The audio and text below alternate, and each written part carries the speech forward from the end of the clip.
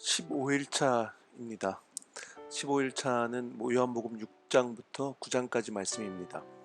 요한복음 6장에서는 예수님께서 보리떡 5개와 물고기 2마리로 5,000명을 먹이시고 12광주리가 남는 기적을 행하십니다. 특별히 요한복음에서는 기적이라는 표현보다는 표징이라는 말씀을 많이 사용합니다. 예수님께서 무리들을 먹이시는 이 표징, 이 표적은 예수님이 생명의 빵이심을 나타내는 말씀입니다. 예수님께서는 썩어 없어질 양식을 얻으려고 일하지 말고 영생에 이르도록 남아있을 양식을 얻으려고 일을 하라고 우리에게 말씀하십니다.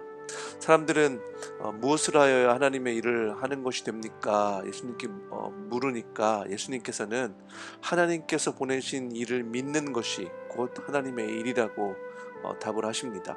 우리가 하나님의 일을 하는 것은 예수 그리스도를 믿는 것입니다. 예수님 잘 믿는 것이 하나님의 일을 하는 것입니다.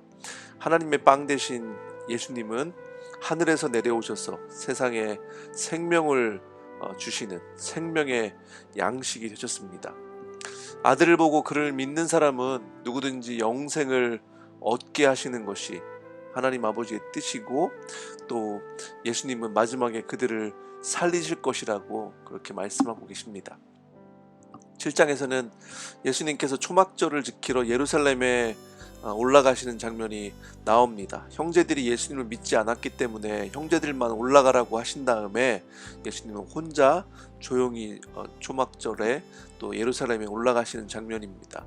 성전에 가셔서 가르치시는데 사람들이 예수님의 가르침에 깜짝 놀랍니다.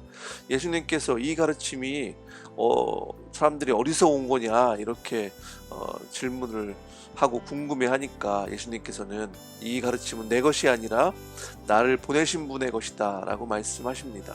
예수님께서는 초막절 마지막 날에 목마른 사람은 다 나에게로 와서 마셔라, 나를 믿는 사람은 성경이 말한 바와 같이 그의 배에서 생수가 강물처럼 흘러나올 것이라고 외치십니다. 이것은 예수를 믿는 사람이 받게 될 성령을 가르쳐서 하신 말씀이라고 말씀하고 있습니다.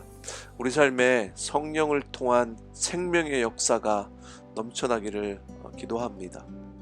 8장에서는 요한복음에만 나오는 음행하다 잡혀온 여인에 대한 사건이 나옵니다.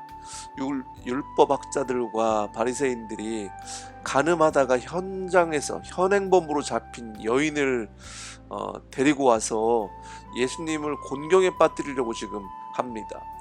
이 여인을 율법으로 하면 돌로 쳐 죽여야 되고, 또 예수님이 말씀하신 사랑으로 하면 모세의 율법을 어기는 거기 때문에 어느 것도 선택하기가 어려운 그런 상황이었습니다. 예수님께서 너희 가운데서 죄가 없는 사람이 먼저 돌을 던지라고 그렇게 하심으로 오히려 사람들은 한 명씩 떠나갔다고 그렇게 말씀하고 있습니다. 결국 예수님과 그 여인만 그 자리에 남았는데 예수님께서는 나도 너를 정죄하지 않는다, 가서 이제부터는 다시는 죄를 짓지 말라고 그렇게 하며 보내주시죠. 예수 그리스도를 만난다는 것은 우리의 모든 죄를 용서하시고 더 이상 정죄함이 없음을 분명하게 말씀하고 있습니다. 예수님 때문에 우리의 모든 죄가 용서받은 것을 깨닫고 예수님 안에서 또 성령 안에서 자유함을 경험하는 저와 여러분의 삶이 되길 원합니다. 주님께서도 말씀하시기를 너희는 진리를 알게 될 것이며 진리가 너희를 자유롭게 할 것이라고 말씀하고 있습니다. 유대 지도자들과 예수님과의 논쟁과 갈등은 점점 깊어져 갑니다.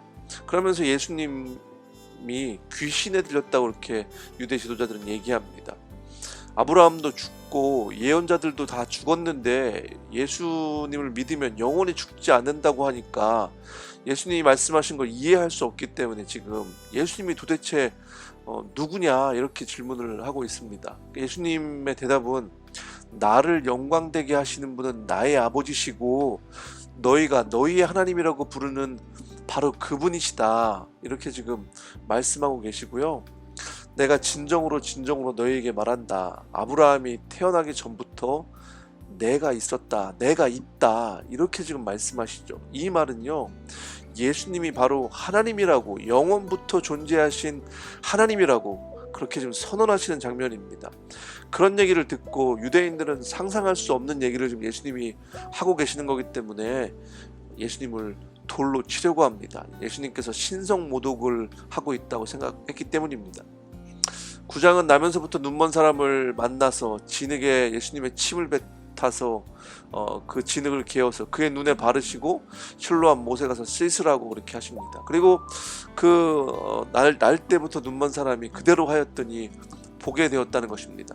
그 예수 그리스도를 만난다는 것은 평생 동안 뜨지 못했던 눈이 띄어지는 역사가 일어나는 겁니다. 우리의 영적인 눈이 띄어지는 거죠. 지금 평생 앞을 보지 못했던 그 사람을 고치시는 장면이 그것을 지금 말씀하고 있는 겁니다. 우리의 영적인 눈이 좀 띄어지길 원합니다. 그래서 하나님 나라를 좀 볼 수 있고 예수 그리스도를 더 분명히 볼 수 있는 저와 여러분이 되기를 원합니다. 우리가 신앙생활 하면서 주님을 더 분명히 알고 주님을 더 분명히 이렇게 볼 수 있으면 좋겠습니다. 예수님께서도 말씀하시기를 나는 이 세상을 심판하러 왔다. 못 보는 사람은 보게 하시고 보는 사람은 못 보게 하려는 것이다. 이렇게 말씀하시죠. 바리새인들을 향해서 너희가 본다고 말하니 너희의 죄가 그대로 남아있다고 말씀하십니다.